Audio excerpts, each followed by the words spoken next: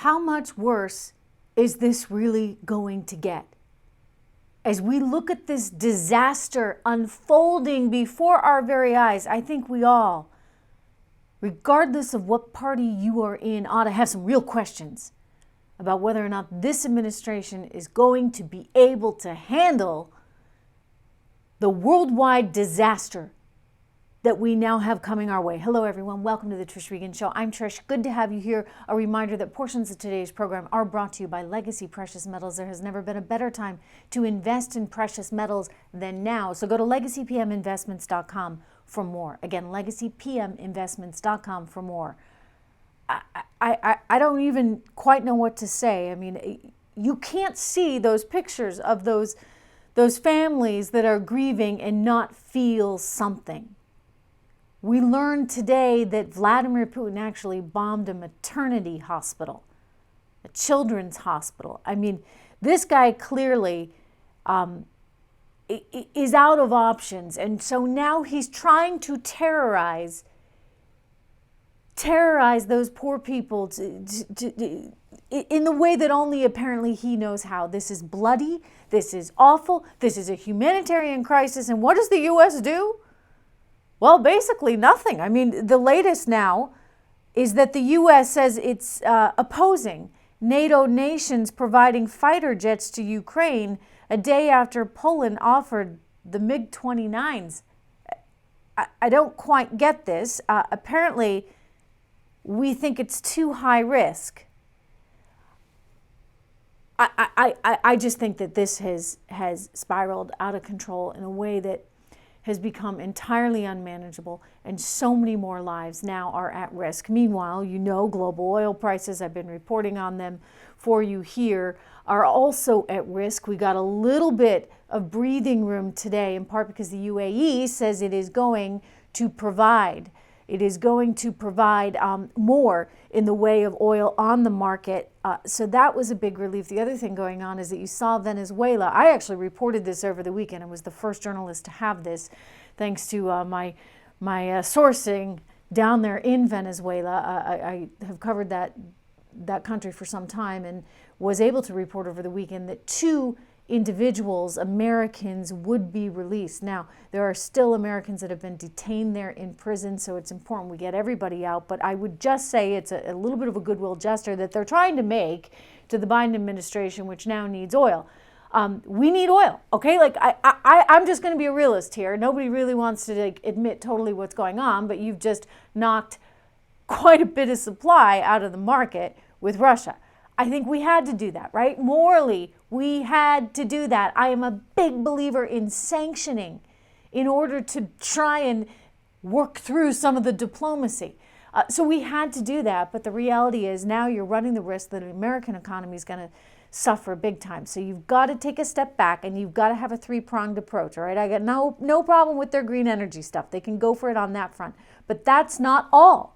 You absolutely have to be willing to invest in projects here at home.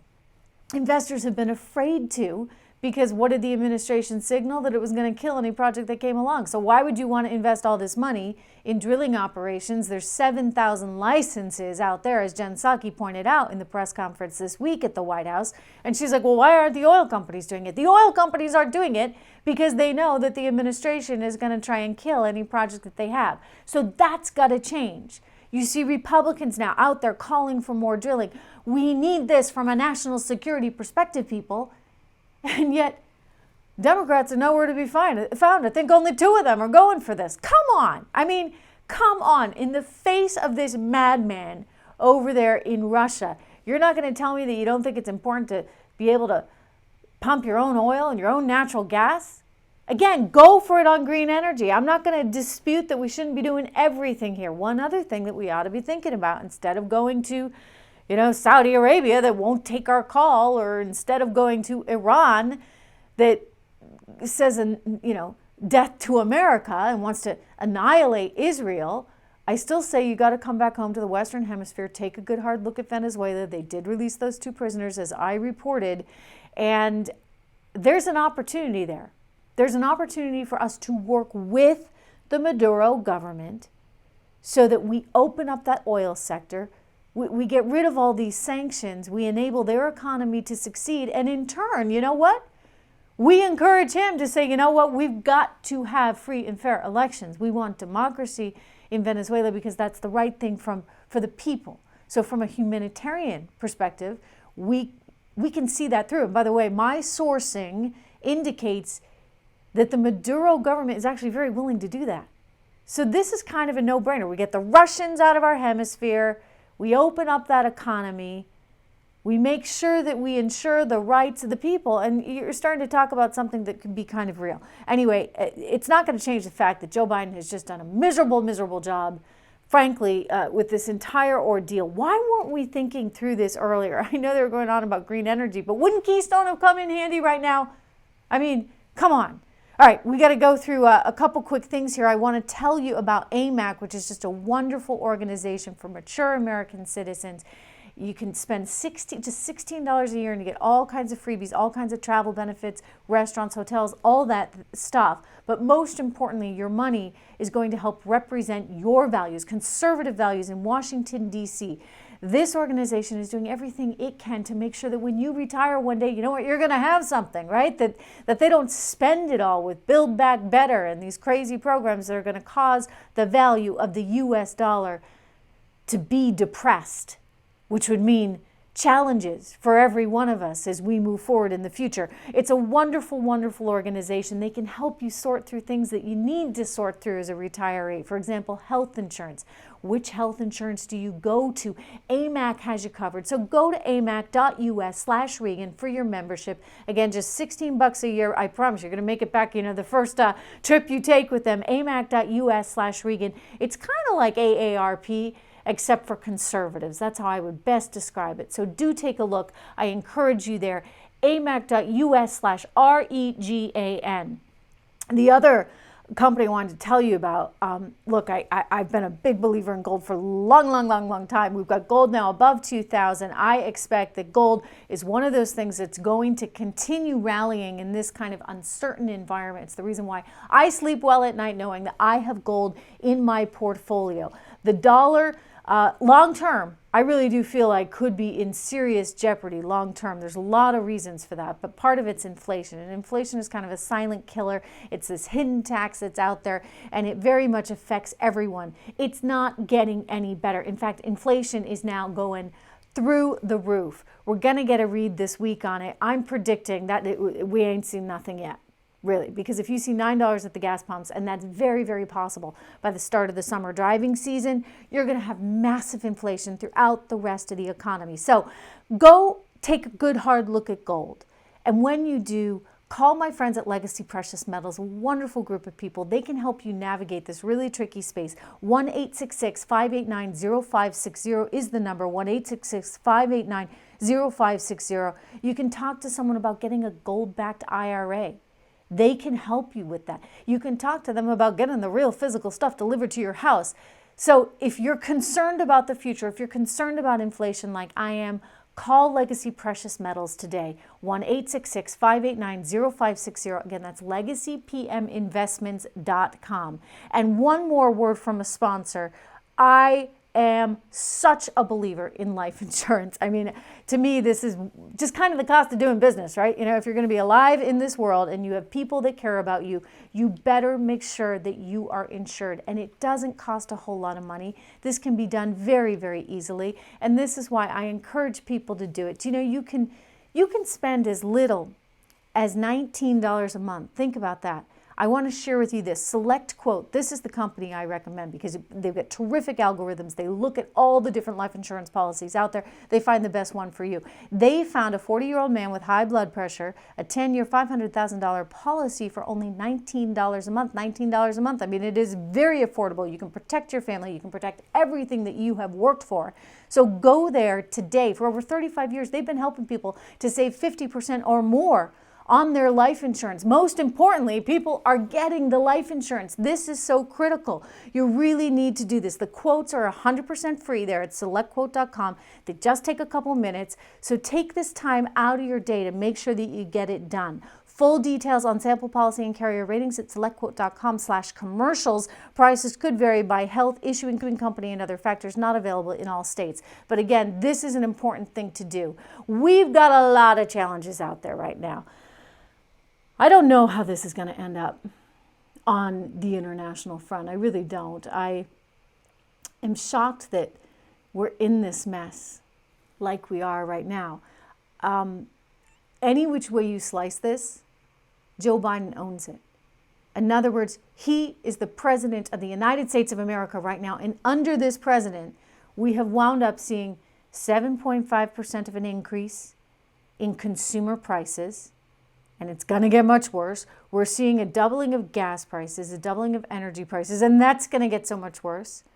We're seeing an increasingly divided nation. I mean, for goodness sakes, when you're trying to paint parents who care about their kids' education and maybe don't want CRT being taught in the classrooms, would like maybe their kids not to have to wear masks forever, and the answer is somehow they're the equivalent of domestic terrorists. I mean, we are taking this too far.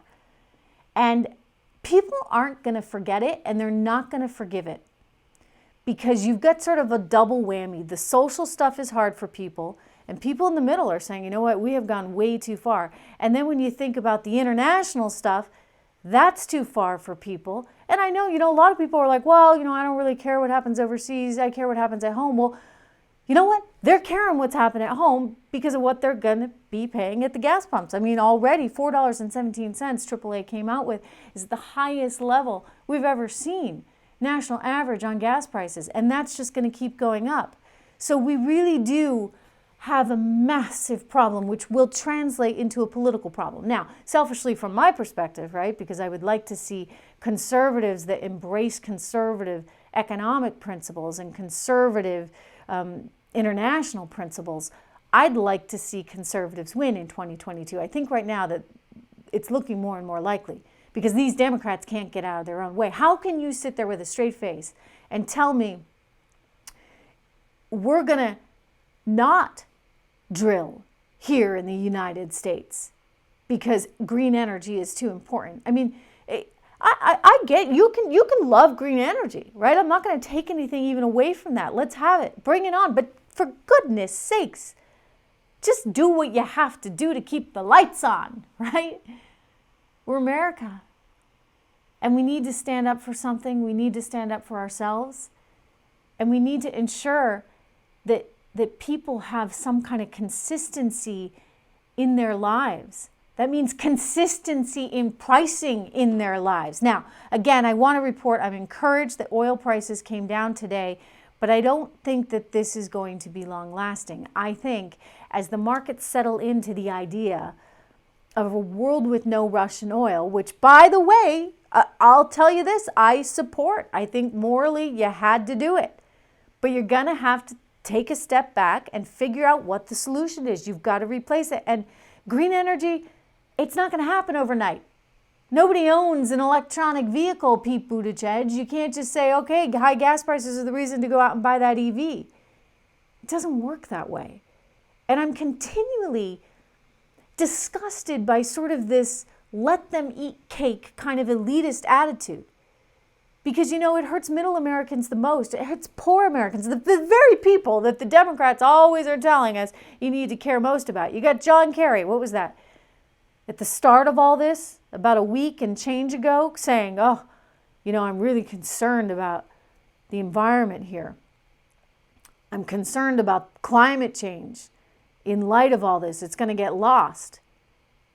Well, I would just say that we've had the luxury, John Kerry, Pete Buttigieg, and the rest of you, we've had the luxury of focusing on things that maybe we shouldn't have really focused on. And let's be honest, they didn't get to point B anyway, because we don't have the charging stations. We don't have a supply of electric vehicles. I mean, this is all sort of pie in the sky stuff. And in the meantime, you're going to have this transition period where we really lose our place in the world because our economy sinks.